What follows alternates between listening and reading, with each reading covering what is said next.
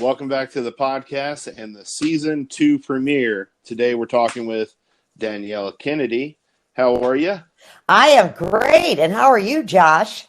Doing fantastic. Enjoying the cold weather we're having. Oh, well, I wish I could say the same. I'm out here in California. Yeah, I bet it's nice out there. It is. We had a big heat spell last week. It was in the 90s, but now it's cold. It's like 70 today. Oh, I wish that were the case here. I think today was like 45 or 50. Ooh, hey, hasn't anybody told you people it's spring? Exactly. So tell me a little bit about yourself. I know you're a actress. I am. Yes, I am an actor. I've got about 50 credits. I got back into acting. I was a young actor, a theater actor in high school and college, and then I got married and had a big old family, and then I got back into acting after the last one out the door. The last one went out the door to college. And so since about 2000, I've done a whole bunch of theater and about 50 television and film credits and stuff like Parks and Rec and The Mentalist and CSI and, if you IMDb me, you can see everything. But of course, this latest thing that just rolled out, Ghostbusters Afterlife, being Roller Granny, that was kind of fun. I thought it was a fun character. It was a fun character. Every time I watched it, I got a kick out of it. Well, good. Everybody kind of liked my last line. Nope. Everybody was noping each other in the Ghostbuster world there for a while. Oh yeah, exactly. So I know when we were talking on Instagram that you had mentioned Narcos. I actually started watching that with my wife. Sadly, I didn't make it through the entire first season, but I'm going to tell you, you played a really fantastic ambassador. Well, thank you. Gosh, I can't believe I didn't bring that Narcos up. What am I thinking? That was one of the highlights of all my work so far. Yes, Ambassador Noonan, and finished the season because I go all the way to the end, and of course. When I got that job, they made it very clear that I would only be in season 1 because in the real life escapades of Pablo Escobar, they brought a new ambassador in. See, they brought me in because they wanted to get him in jail. But once we got him in jail, then he continued to carry on his business in prison. So then they took me out and they brought or the person I'm portraying out and brought in another ambassador from the U.S. because at this point they wanted him gone. So in season 2, he's gone. Yeah. Yeah, and it's a great series to watch. I hadn't heard of it until you mentioned it, and it hooked me right away for sure. Oh, good. Yeah, well, I don't come in till episode 2. I'm not in episode 1, but I'm in episode 2 through 10. And yeah, I hope all your listeners that haven't jumped on board yet will do that because actually season 1 is one of the most popular seasons of Narcos because that Pablo Escobar story was just phenomenal. Yeah, it was crazy how he got started. It was crazy how he got started. You know, I mean, some people thought he was a saint. Yeah, little do we know. Little did we know, right? Oh my gosh! Exactly. So that was great fun. Besides Ghostbusters, I don't know if you're an HBO Max fan, but there's a new show that Mindy Kaling wrote called "Sex Lives of College Girls," and I'm on that. I'm in season 1, in episode 1. You can download that. That's kind of fun. I play Pat, the college registrar, with all these young hotties, and so that was good times. And yeah, so I'm keeping busy. Yeah, I was looking at that on IMBD. I had heard rumblings of that, but I haven't checked it out yet. Yes, yes, and a lot of film. We've had a lot of great luck with festival films, including horror. I've done horror films too. I did one that I was fortunate to win a nomination for Best Supporting last year called Two Witches, and it made the horror circuit. And I also played Abby Borden in, the story about Lizzie Borden, and I played that with Gary Busey. So Wow. that one was called Lizzie. You can watch that. I mean, you can watch all this stuff online. It's scary, scary stuff. So what did you do on Parks and Rec? I was the reporter on Parks and Rec, and I was in a couple of episodes. And I don't know if you remember when Leslie Knopp was running for city council against Barry Newport, who was Paul Rudd. How funny! And of course, Paul Rudd's in Ghostbusters.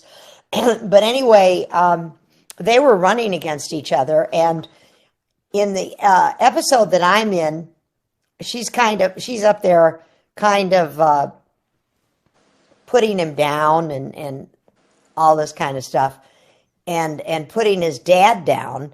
And I announced to her that his dad just died. He just passed away. It's a very funny episode. It's called Bus Tour. I think it's in this particular episode was called Bus Tour, but you should watch it, because you can watch all the Parks and Rec stuff now, I think, on Netflix too. And I just kind of put her on the spot pretty bad, because she's bad-mouthing this guy, and the guy's dad just died. So it's very funny. Funny stuff. I mean, funny in a sick way. You know what Right. I mean? Yeah, I loved Parks and Rec. It was a funny show. I love doing the show. Everybody was so great. Paul Rudd, Amy Poehler, Adam, all of them. They're Rob Lowe, just great people. Yeah, good show. Yeah, I was looking through your IMBD, and I was surprised to see the wide range of stuff that you've done. Is there something Yes. that you've enjoyed more than others? Well, absolutely loved Narcos, because I got to be in Bogota, Colombia for 6 months. And I actually got back there 2 years ago and did another film where I play a dying woman, a very wealthy dying woman that leaves her caretaker all her money. And that's called Libertad. And that will probably come out by the end of 2022 internationally. But I love doing that film too. I had COPD, I had an oxygen tank, and I worked with Maja Isa, who is just a Maji. She's kind of like the Sandra Bullock of South America. I loved Sex Lives of College Girls with Mindy Kaling. That was a fun gig. Brooklyn 99, that was great. You're Not You. I played Hilary Swank's aunt. That's a feature film. I love doing that with Frances Fisher and all of those people. Of course, Ghostbusters, being up in Canada for 2 weeks with Ivan, the dad, God rest his soul, Yeah. and Jason Reitman, and Carrie Coon was such a special time for us. We did that 2 summers ago now.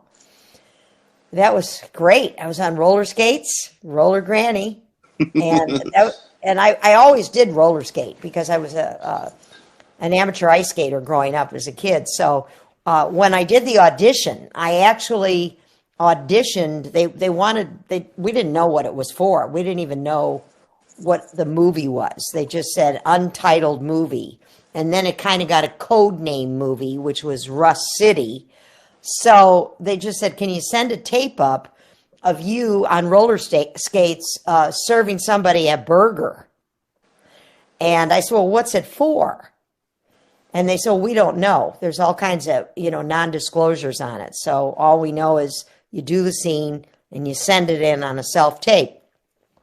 Well, I couldn't find any roller skates. I was on vacation and nobody had any roller skates, but I had ice skates with me because whenever I go to Idaho, I always ice skate because that was a place where I had originally trained when I was a 13-year-old kid.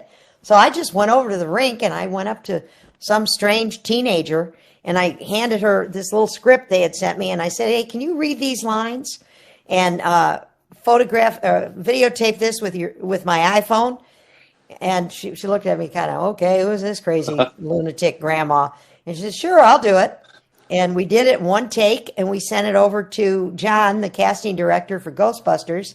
And the next thing you know, I booked, and I don't even know what I'm booked for. And then I finally find out it's Ghostbusters. Well, I started screaming my head off. I was so excited. It was awesome. How was it? Yeah, and it's such an iconic franchise. Oh, I mean, it's so great to be a part of that franchise, forever. I could only imagine, yeah. I know you mentioned Ivan, of course, sadly we lost him, but yes. Did you work with him at all?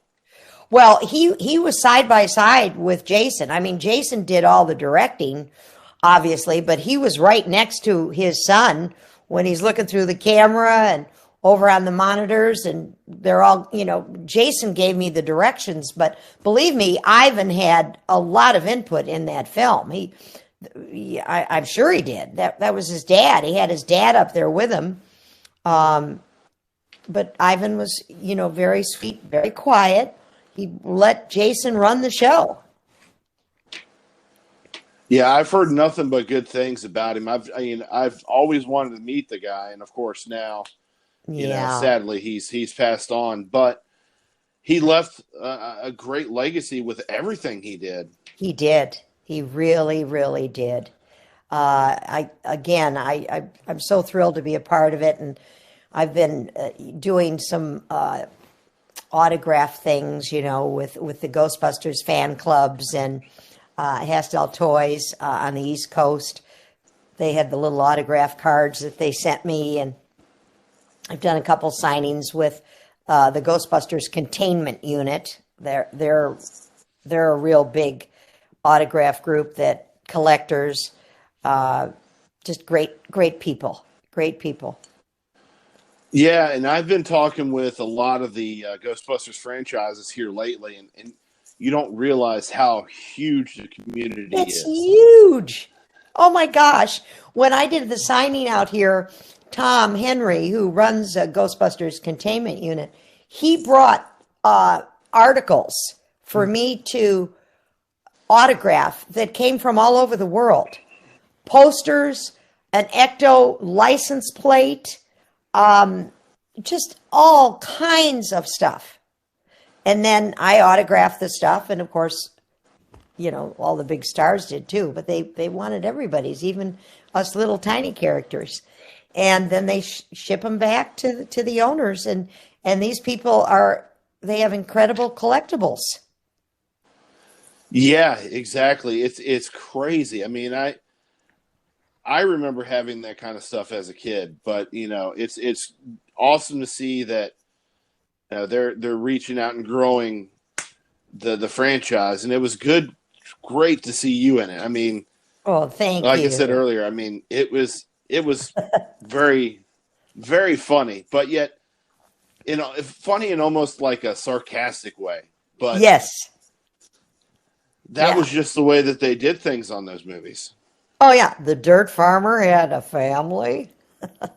It was originally the line in the audition was the dirt farmer had friends, and then Jason switched it out. We were shooting, and I'm looking inside. You know how I look inside the car, and McKenna Grace is in the back seat, and Carrie Coon, the mom's in the front seat, and I'm passing the hamburgers through, and she's talking about her dad, and then I look in there and I go, huh? The dirt farmer had a family?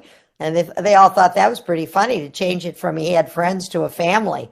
Wow, that's even weirder that the dirt farmer had a family.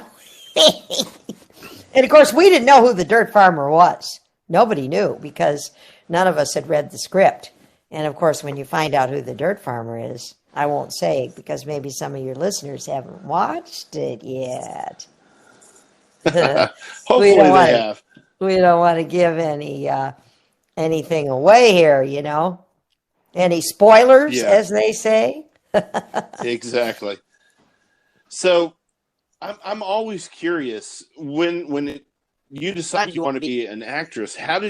What age was that, and what About eight. was your inspiration? I was about 8 years old. Well, I was an only child, and so you don't have brothers and sisters around. And I think only children, I think Betty White was an only child. I mean, there's a lot of people I can name that were only children. You kind of really have a good imagination because you have imaginary friends, you know. You start talking to yourself early in life. Nobody else will talk to you, so you talk to yourself. And Yeah.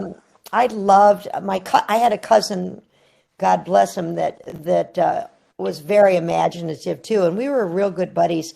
And we were always putting on shows. We'd get the sheets out and hang sheets on a clothesline in the backyard. I grew up in Chicago with the clothespins, and that would be our curtain. And I can remember when I was 9 years old, putting on my Aunt Carol's fur coat. And I was a big Eartha Kitt fan.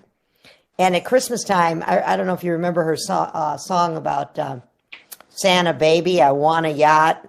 And that's really not a Yeah. lot. Yeah, Santa Baby or Mink Schmink, Money Shmoney. I lip synced all those songs. I loved, oh God, I loved Ethel Merman, from Gypsy, and Debbie Reynolds, Lena Horne, all those people. So from an early age, I mean, some kids, they'll pick up a paintbrush or they'll start singing. I also love to dance, and I always loved to dance as a kid and had a lot of dance training because when you're competing and training to be an ice skater, you have to have dance class. That's part of the deal. So, performance was just something that was just kind of there from the time I was a little kid. And so by the time I was in high school, I went to an all-girl Catholic high school in Chicago. They had a really great drama department. And the very first play I did was The King and I. And because it was an all-girl cast, even we had to change some parts around. Like if you remember in The King and I, Anna had a son, Louis. Well, in our version of The King and I, Anna had a daughter named Louise, and that was me. Hey. But I said this, I did the same songs, Getting to Know You, all that kind of stuff. And then the second thing I did was an Irish play called Quality Street. And I was lucky because the Irish brogue came easy to me because my grandparents came from Ireland. My dad's parents came from Ireland. And my mom's parents came from Naples, Italy. So, I'm right down the middle here, half and half, Irish and Italian. So I did Quality Street, and then we did The Crucible. So I started in theater, Josh. And then I went to a college in Dubuque, Iowa that had a very strong speech and drama program. But of course it was the 60s, and my deal was, or really two things in life I wanted to do. I wanted to be an actor, but first I wanted to have a big family. I mean, I wanted to have a big family, which I have, 8 children. Wow. And yeah, I actually saw The Sound of Music about 21 times. I love that movie so much. I mean, I wanted to be Julie Andrews. I wanted to be really Maria von Trapp. So after a while, I got out of school and I got married and I had a great big family. And I did not do any theater or any of that, as I say, until I got into my 50s. And then I went back to it.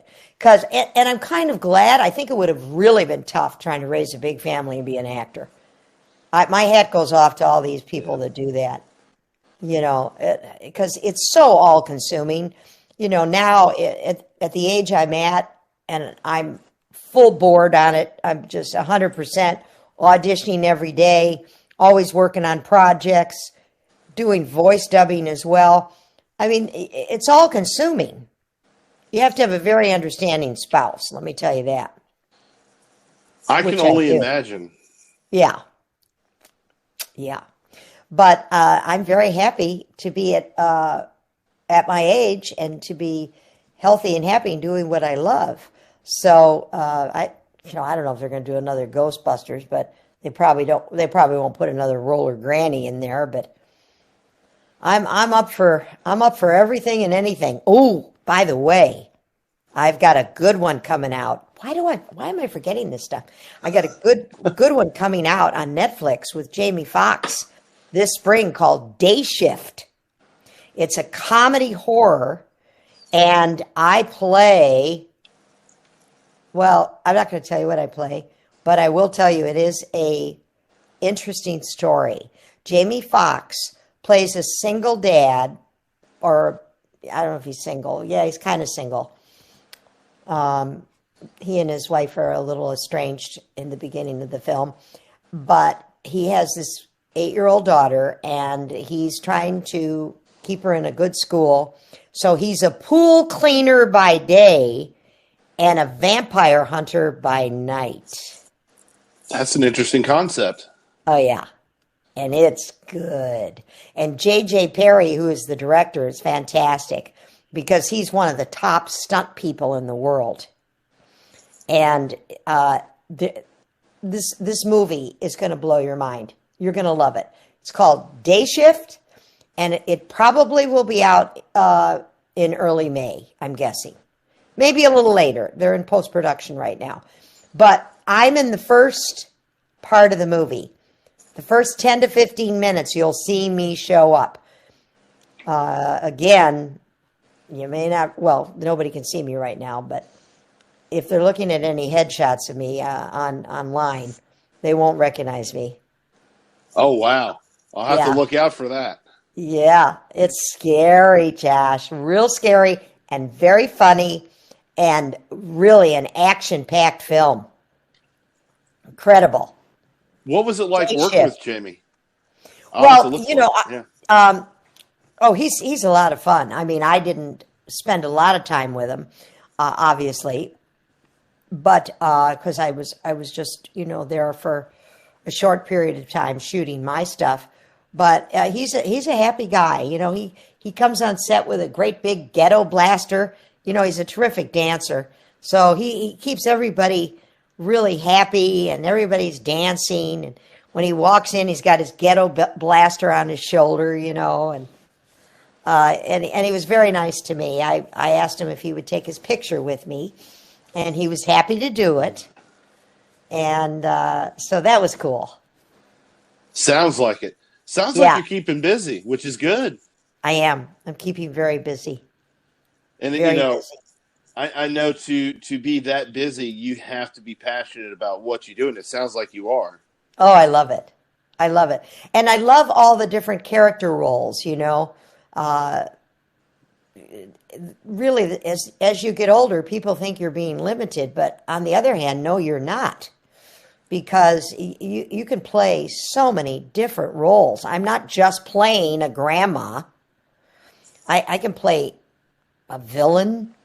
I can play, a sweet, charming lady. I can play the CEO of a large corporation, the wise old owl, whatever.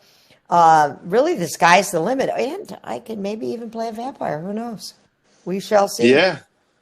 I think the smaller characters for people are always the most interesting because it leaves you wanting to know more about the background of the person that you're portraying. Yes, absolutely. It does. And I love those cameo roles. They're great fun.